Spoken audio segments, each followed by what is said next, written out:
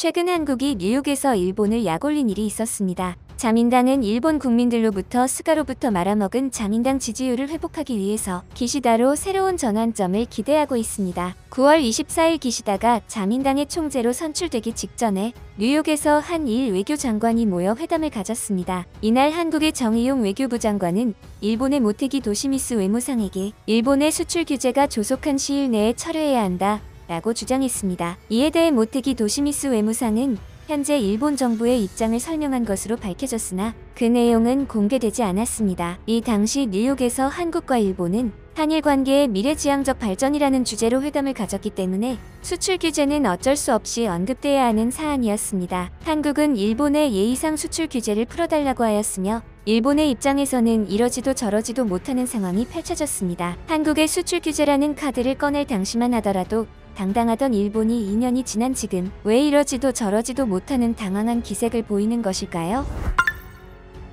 구독과 좋아요 한 번씩 부탁드립니다.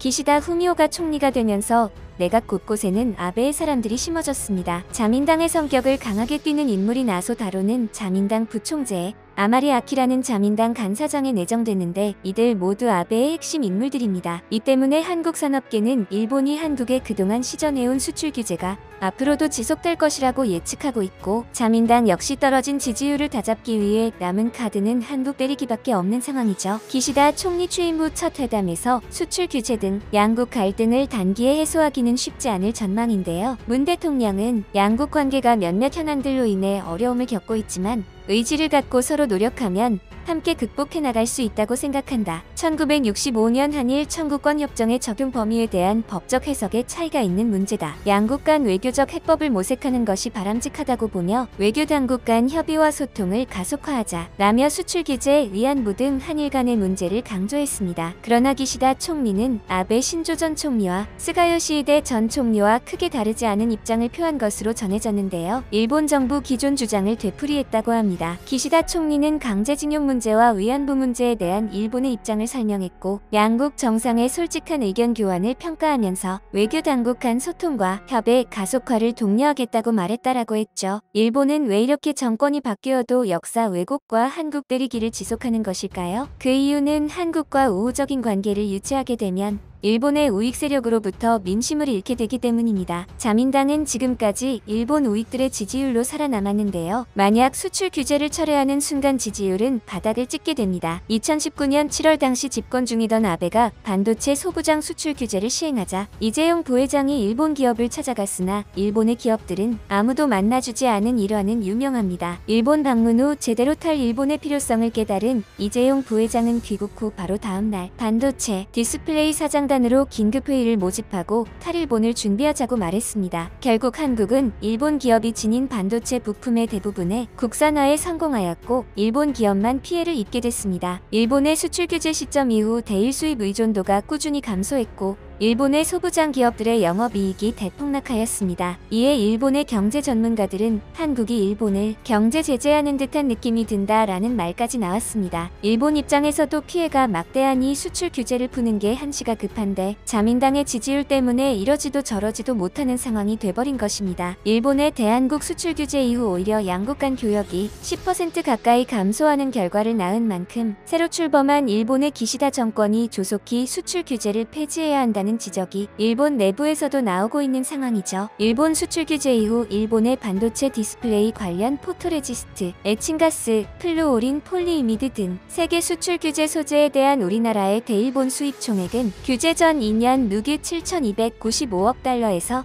규제 후 2년 누계 7,246억 달러로 0.67% 감소했습니다. 세계 소재에 대한 대일 수입 의존도 역시 규제 전 75.9%에서 규제 후 74.6%로 1.3% 줄었는데요. 이는 정부와 기업이 일본의 규제 조치에 신속히 대응하는 한편 일본 정부도 2019년 8월 포토레지스트의 대한국 수출을 2차례 허가하고 같은 해 12월 포토레지스트 일종에 한해 수출 규제를 개별 허가해서 특정 포괄 허가로 완화한 점 등에 따른 결과로 보입니다. 보이고 있습니다. 오히려 영향은 양국 간 전반적인 교역 감소로 이어지고 있는데요. 최근 일본 최대 일간지인 요미우리 신문은 다급하게 일제강점기 강제동원 피해자 배상 문제와 관련해 문 대통령이 해결하라라는 사설을 냈습니다. 한국 법원이 일본 미쓰비시 중공업에 대해 한국 내 자산 매각 명령을 내려 일본 기업이 피해를 보게 생겼는데 이에 대한 대책을 마련하라는 거죠. 이에 일본의 언론사들은 9월 29일 사설에서 미쓰비시 중공업 자산 매각 문제를 문 대통령이 임기 내에 해결해야 한다라고 주장했습니다. 문 대통령의 임기는 7개월 정도 남았는데요. 일본 언론들이 다급하게 임기 내에 해결하라고 강조하는 이유는 차기 대통령으로 이재명 경기도지사가 유력하다는 말이 나오기 때문입니다. 그 이유는 일본은 이재명 지사의 성향을 잘 알고 있기 때문입니다. 문 대통령은 조용하고 조심스러운 성격이지만 이재명 지사는 노빠꾸 스타일의 더 단호하고 극단적인 행동을 취할 수 있는 지도자라는 것을 알고 있는 거죠. 그동안 한국은 일본의 경제 제재에도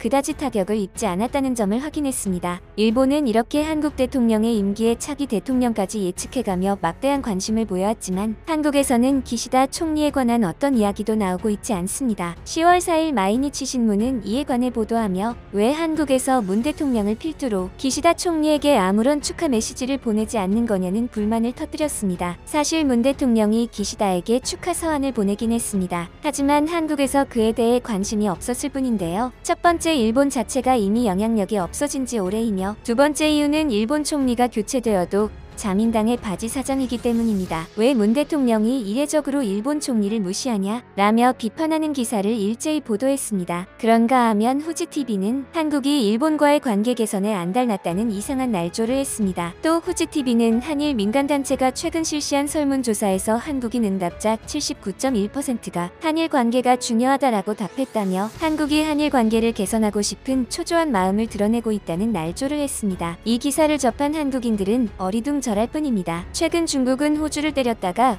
오히려 역관광당하고 두 손 두 발 다 들었습니다. 앞서 중국은 미중 갈등에서 미국 편에 선 호주에게 보복하기 위해 호주산 석탄 수입을 금지시켰습니다. 세계 최대 석탄 수출국인 호주에 무역 보복을 한 거죠. 그런데 석탄이 부족해진 중국 동북부에 전력난이 발생했고 일부 지역에서는 공장이 멈추고 가정용 전기도 끊기는 대참사가 발생했습니다. 중국은 호주 대신 인도네시아나 러시아, 몽골과 같은 다른 국가에서 석탄을 수입했지만 세계적으로 석탄 수요가 늘면서 가격이 급등해 이마저도 여의치 않았죠. 결국 중국은 호주에 백기를 들었고 영국의 파이낸셜 타임스에 따르면 지난달 말부터 중국 주요 항구에서는 바다에 대기 중이었던 호주 화물선에서 석탄을 하역하는 작업이 이뤄지고 있었습니다. 결국 먼저 공격을 시도한 중국이 호주에 백기를 들며 호주의 석탄을 수입하기로 한 거죠. 중국은 이전에도 한국의 사드 배치로 보복 타령하면서 안전한 품목으로 골라서 한알령을 내렸습니다. 그러나 이는 모두 중국에 돌아가게 되었는데요. 한국 콘텐츠 아리를 하던 중국인들이 더 이상 한국 콘텐츠를 볼 수 없게 되자 중국인들의 불법 다운로드만 심해졌고 결국 전 세계적으로 망신을 당하고 있는 상황입니다. 지금 일본의 상황이 중국과 동일하다고 보면 됩니다. 지난 6월 한국의 소재 부품 산업의 대일 의존도가 2001년 이후 20년 만에 최저치를 기록했습니다. 그 사이 일본 기업들은 모두 한국에서 철수했고 일부 소부장 기업들은 일본 정부의 규제를 피해 오히려 한국에 공장을 짓고 있는 상황입니다. 결국 일본은 한국에 도발했다가 되려 당하고 있는 것입니다. 혹시 주식하시나요? 이상스쿨보다 더 많은 정보를 원하신다면 위 버튼을 꾹 눌러주세요. 주식을 모르면 이상스쿨. 주식 모르니? 이상스쿨.